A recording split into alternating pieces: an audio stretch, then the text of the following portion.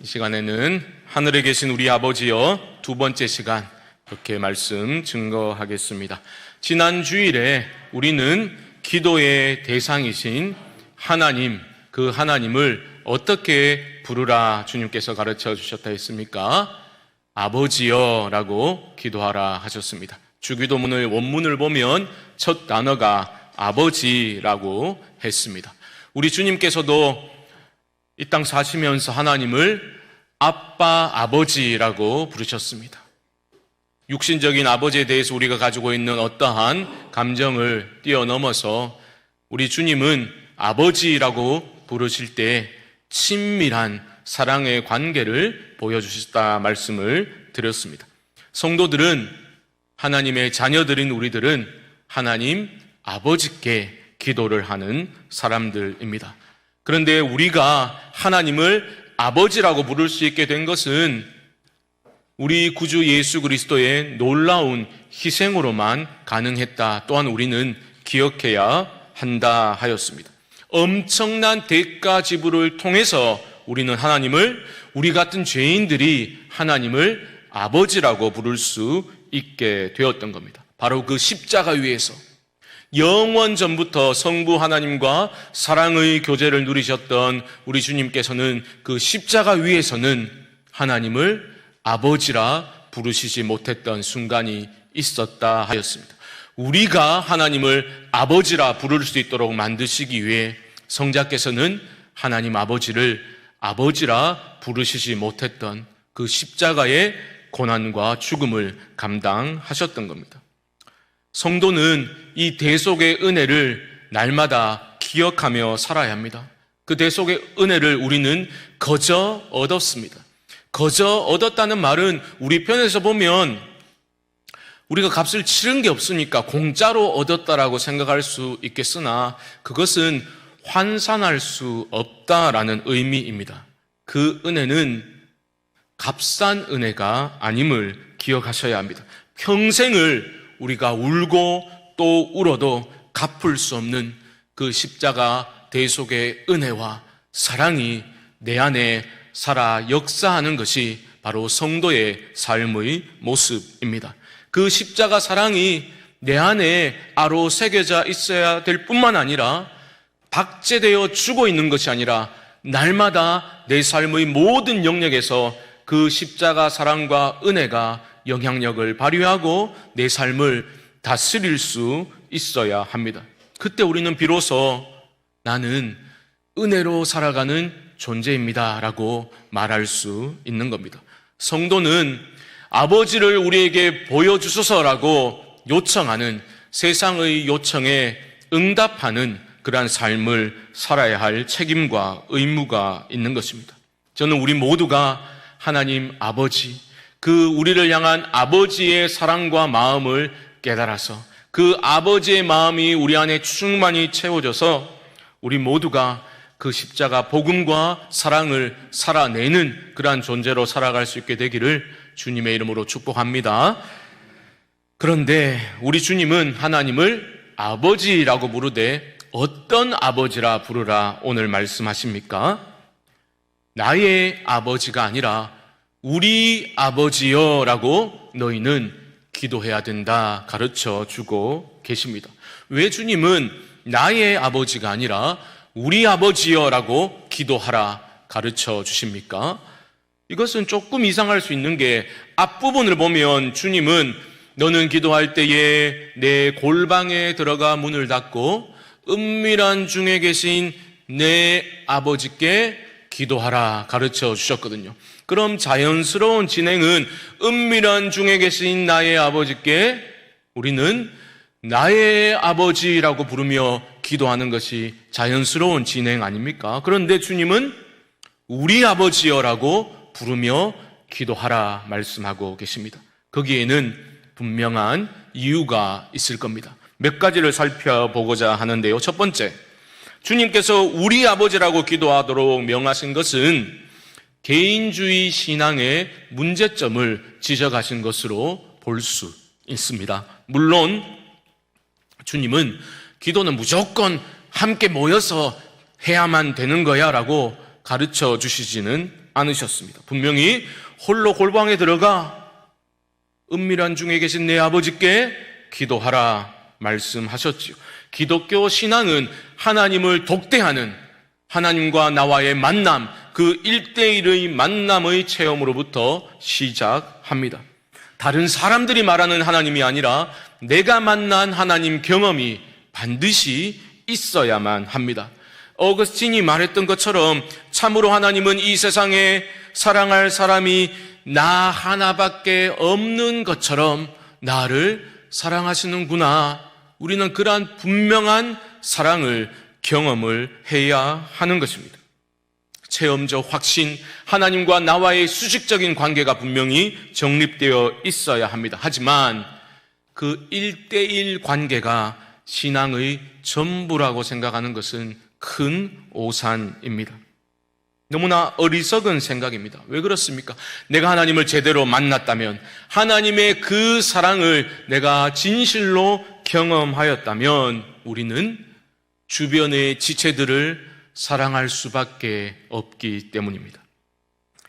하나님의 사랑을 체험하고서 그리스도 예수 안에서 내가 참으로 기적이로구나 깨달은 사람은 다른 사람 또한 주 안에서 기적임을 믿는 그 믿음으로 나아갈 수밖에 없습니다. 그래서 그리스도인들은 서로를 사랑하고 용납하며 그렇게 하나님 나라를 함께 세워 나가는 것입니다. 여러분, 하나님의 나라는 사랑의 나라입니다. 우리 주님께서 십자가 지시기에 앞서 제자들과 마지막 저녁 식사를 하시고 또 친히 제자들의 발을 씻어 주셨죠. 그리고 뭐라 하셨습니까? 요한복음 13장 34절 말씀 보시면 이렇게 말합니다. 새 계명을 너희에게 주노니 서로 사랑하라. 내가 너희를 사랑한 것 같이 너희도 서로 사랑하라. 주님은 서로 사랑하라 말씀하셨습니다. 이어지는 35절은 이렇게 말합니다. 너희가 서로 사랑하면 이로써 모든 사람이 너희가 내 제자인 줄 알리라. 우리가 서로를 사랑할 때 세상이 우리들을 보면서 예수님의 제자임을 알게 된다. 주님은 분명히 말씀하셨습니다. 어떤 분은 이런 말씀하실 수 있겠죠. 아이고, 나는 제자 되는 데는 별 관심 없다. 난 예수 잘 믿고 거듭나서 천국 가면 그걸로 족하다. 잘못된 생각입니다. 예수 믿음과 예수 따름은 결코 분리될 수가 없는 겁니다. 또한 사도 요한은 이런 말을 했습니다. 거듭났다고? 그럼 거듭난 사람의 증거가 무엇인가? 바로 믿음의 지체들을 사랑하는 것이 당신이 거듭난 증거입니다. 그렇게 말씀하였죠. 요한일서 5장 1절 말씀, 요한일서 5장 1절 말씀 보시면 예수께서 그리스도이심을 믿는 자마다 하나님께로부터 난 자니 또한 낳으신 이를 사랑하는 자마다 그에게서 난 자를 사랑하느니라. 무슨 말입니까? 예수 그리스도를 믿는 자는 하나님의 자녀이지요. 그러면 그 낳으신 하나님 아버지를 사랑한다라고 했습니다. 하지만 그게 끝이 아니죠. 뭡니까? 그에게서 난 자를, 여러분 옆에 앉아있는 지체들을 사랑하는 것이 바로 내가 그리스도인이라는, 거듭난 사람이라는 증거가 된다 말씀하고 있는 것입니다. 하나님의 자녀들은요, 하나님을 우리 아버지여라고 함께 기도함으로써 그 하나님의 온전한 사랑 안에서 깊은 연합과 일치를 경험하게 되는 것입니다. 기도를 여러분 순전히 개인적인 신앙의 행위로만 생각하시면 큰일 납니다. 그렇지 않습니다. 홀로도 기도하고 더불어 함께 기도해야 합니다. 또한 홀로 기도할 때라도 나의 아버지여라고 부르는데 그치는 것이 아니라, 가장 먼저 우리 아버지여, 홀로 기도할 때도 우리 아버지여라고 기도하라. 주님은 우리에게 가르쳐 주셨습니다. 우리 아버지라고 우리가 기도함으로써 그 사랑 안에서 우리는 서로를 깊이 만나게 됩니다. 또한 다른 지체들의 모습 속에 깃들어 있는 하나님의 형상을 발견하게 됩니다. 그리하여 진정한 하나됨을 이루어 나가는 겁니다. 저는 오늘 말씀을 준비하면서 참으로 오늘날 교회가 영적 가족의 모습을 갖추고 있는가? 우리 성광교회는 영적 가족이라는 인식이 성도님들 안에 어느 정도 있을까? 좀 고민하며 생각해 보게 되었습니다. 갈수록 개인주의화 되어가는 그러한 사회 안에서 우리는 어느 순간 내 육신의 가족에만 집중하게 되었지요. 그렇지 않습니까? 내 육신의 가족들만 소중하지 그 가족의 경계를 넘어서지 못하는 게 너무나 자연스럽고 당연한 삶의 모습으로 교회 안에도 자리 잡게 되었습니다. 굳어지게 된 거죠. 내 부모 소중하고 내 자녀 소중합니다. 하지만 교회 안에서도 그 육신의 가족의 울타리를 넘어서지 않으려는 모습이 서로 그렇게 용인해 주는 모습이 우리 안에 있는 거죠. 여러분, 그러한 개인주의적인 신앙 행태는 교회를 교회되지 못하도록 가로막는 심각하고도 거대한 장애물로 우리 앞에 버티고 서 있다라는 것을 여러분 문제를 인식하셔야 합니다. 그것을 당연한 것으로 받아들일 게 아니라 깨뜨려야 되는 거예요. 깨뜨려야 하는 겁니다. 어떻게 가능합니까? 그 출발점이 우리 아버지여, 교회가 우리 아버지여라고 진심으로 기도함으로써 그런 세속주의적인 가치관과 개인주의적인 신앙 행태를 도전하고 깨뜨리면서 함께 하나님 나라를 세워나가야 하는 것입니다. 주기도를 통해서 우리는 엄연히 우리 안에, 우리가 영적 가족이라는 인식을 새롭게 해야 되는 것이죠. 그것을 기억하면서 서로를 소중히 여기는 그러한 모습이 회복되어야만 하는 것입니다. 스탠리 하우어스는 그의 책에서 이런 말을 했는데요. 들어보십시오. 우리가 우리 아버지라고 기도하는 것은 현재 우리 문화 속 가족의 모습에 결정적인 도전을 제기하는 것이다. 이 기도를 배우는 이들에게 가장 중요한 가족은 우리의 생물학적 가족이 아니라 우리에게 우리 아버지를 기도하도록 가르쳐준 이들이다. 어떻습니까? 우리는 육신적인 가족이 가장 소중하죠. 그 외에는 모두 형식적인 교제의 관계를 유지하려고 들지요. 그게 아니라는 겁니다. 육신의 가족들보다 더 중요한 영적인 가족이 있다라는 것을 잊고 산다면 교회는 교회될 수 없는 것입니다. 그런 사람들이 아무리 많이 예배당에 모여 있어봤자 그곳이 교회가 될 수는 없습니다. 아무리 많은 사람들이 모이고 웅장하고 화려한 건물 안에 모여있다 하더라도 우리가 영적 가족이다, 이 인식이 실종되어져 있다면 그 모임은 교회라고 부를 수 없을 겁니다. 참된 교회는 우리가 하나님의 아버지, 그 아버지의 사랑 안에서 서로를 사랑하고 용서하고 그 영원한 사랑 안에 우리가 교제하는 모습을 통해서 진정한 공동체의 모습이 나타나게 되는 것이고, 그때 그런 모습이 있을 때 그 모임을 교회라고 부를 수 있습니다. 사랑하는 성도 여러분, 어떻습니까? 여러분들은 여러분 옆에 아니면 앞뒤에 앉아 계신 그 성도님들, 그 지체들을 나의 영적인 가족으로 믿고 계십니까?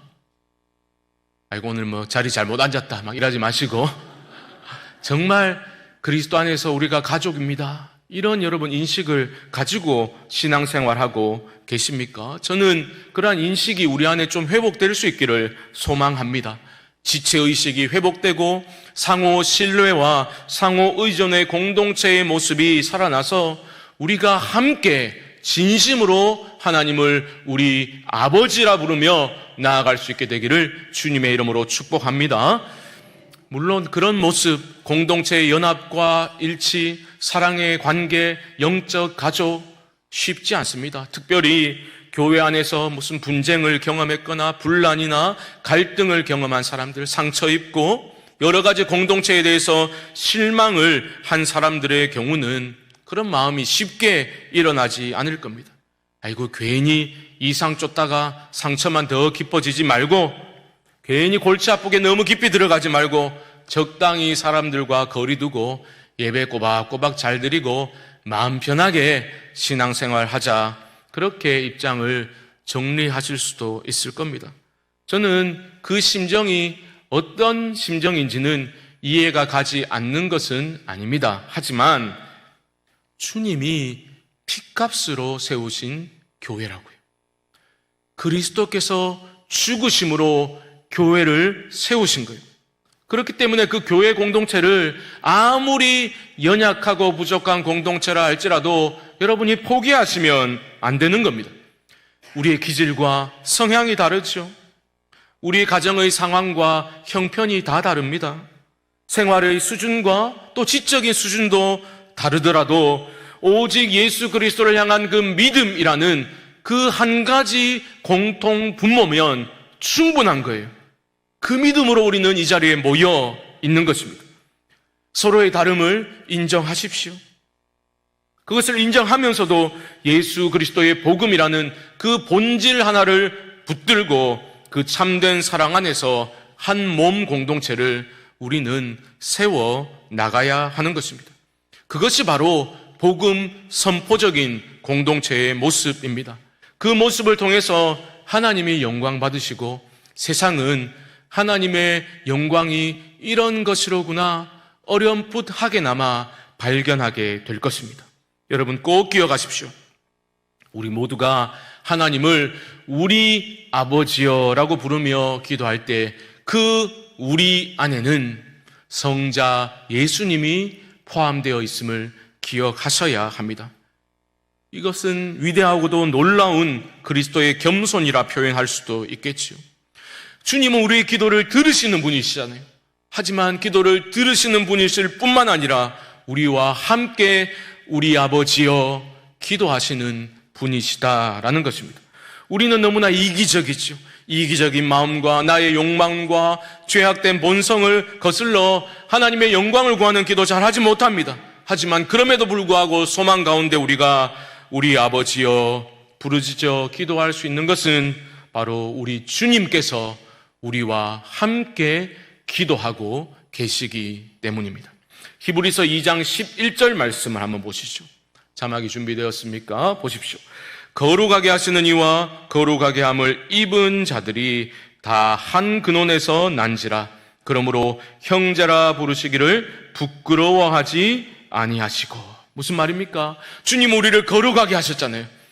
우리는 거룩하게 함을 입은 사람들이잖아요.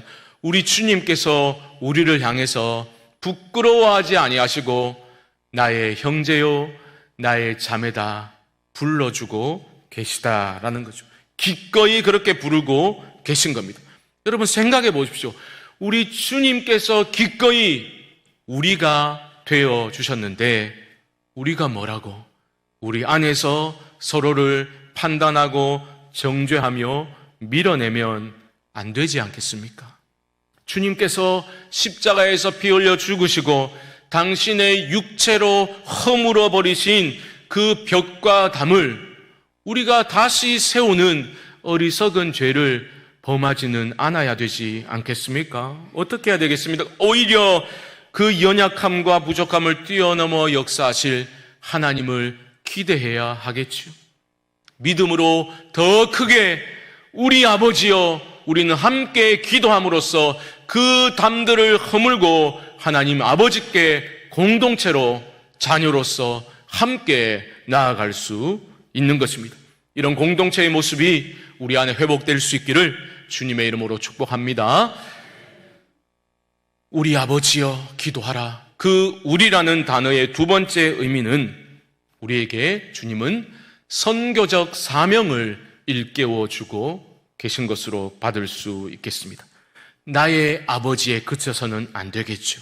우리 아버지여라고 기도함으로써 우리는 개인주의적인 신앙을 극복해야 하고 우리가 영적 가족임을 끊임없이 기억하며 신앙생활 해야 되겠죠. 하지만 우리끼리만 좋으면 된다라는 생각을 가지면 결코 안 되는 거죠. 그 우리는 폐쇄적이고 배타적인 우리가 아니라 열려진 우리요, 끊임없이 확장되는 우리여야만 하는 것입니다. 우리만 하나님을 우리 아버지여라고 부르는데 만족해서는 안 되고, 우리끼리 울타리를 치고서 폐쇄적인 공동체를 형성하는 것이 아니라 아직도 하나님을 모르는 이들을 보아야 하는 겁니다. 그들에게 하나님의 아버지 되심을 전해야 하는 겁니다. 복음을 전할 때, 우리 전도할 때 단순히 아이고 저 인생 저 사람 예수 안 믿으면 지옥 갈 건데 그 정도가 아니라, 그런 불안과 염려의 마음이 아니라, 저 사람도 영원하신 하나님 아버지를 만나 나와 함께 우리 아버지여라고 하나님을 부르고 기도하면서 영원한 복과 생명을 나처럼 함께 누리며 살면 얼마나 좋을까, 그런 마음으로 생명의 복음을 전하는 사람들이 되어야 하는 것입니다. 저 사람도 나처럼 나와 함께 우리 아버지여라고 부를 수 있도록 하나님 도와주십시오.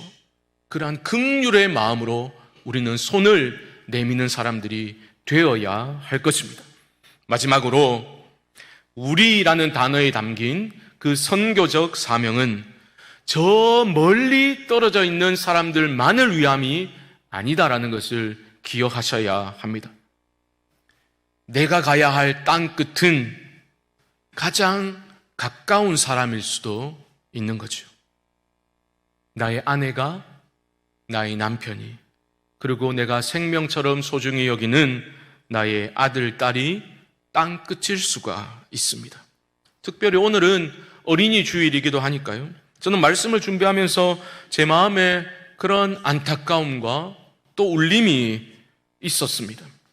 우리 자녀들이 우리와 함께 하나님을 우리 아버지여라고 부를 수 있도록 우리의 자녀들을 우리가 정말로 눈물로 기도하고 그리스도의 마음으로, 그 사랑으로 품어야만 하겠구나, 그런 마음이 간절해지는 것을 저는 말씀을 준비하며 느끼게 되었습니다. 그렇지 않습니까? 하나님께는 손자가 없다라는 말이 있습니다. 하나님에게는 손자, 손녀가 없어요. 다 아들, 딸이죠. 우리 육신의 아들, 딸들이 우리처럼 하나님을 아버지라고 부르는 하나님의 자녀가 되도록 우리는 끊임없이 기도해야 합니다.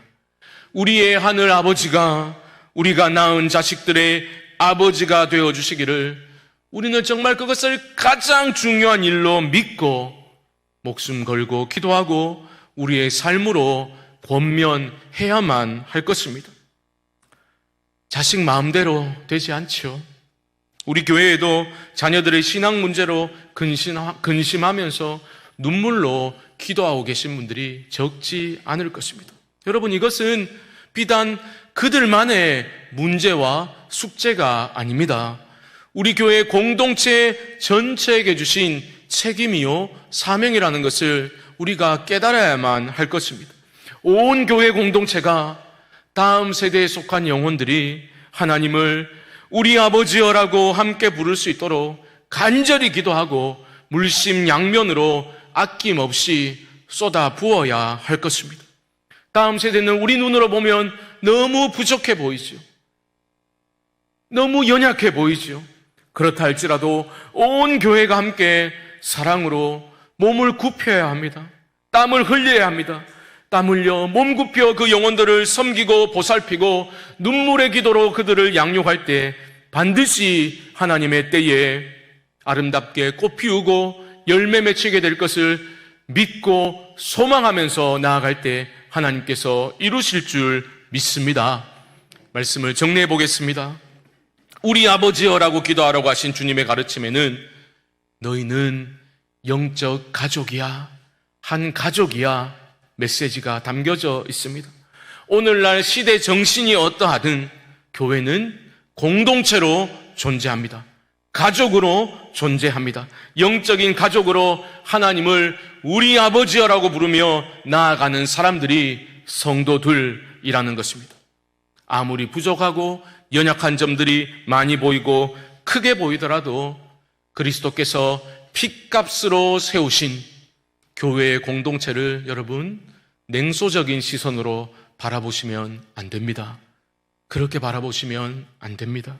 우리가 함께 그렇게 냉소적으로 바라보는 것은 주께서 자신의 육체로 허물어 버리신 담을 우리가 다시 쌓는 어리석은 죄악임을 여러분 기억하실 수 있기를 바랍니다. 우리 아버지여, 주님의 가르침에는 또한 선교적 사명이 담겨져 있습니다. 아버지와 연을 끊고 집을 떠난 자식들이 있다고요. 그 자식들이 다시 아버지의 품으로 돌아올 수 있도록 우리는 생명의 복음을 전해야 할 사명이 있는 것입니다.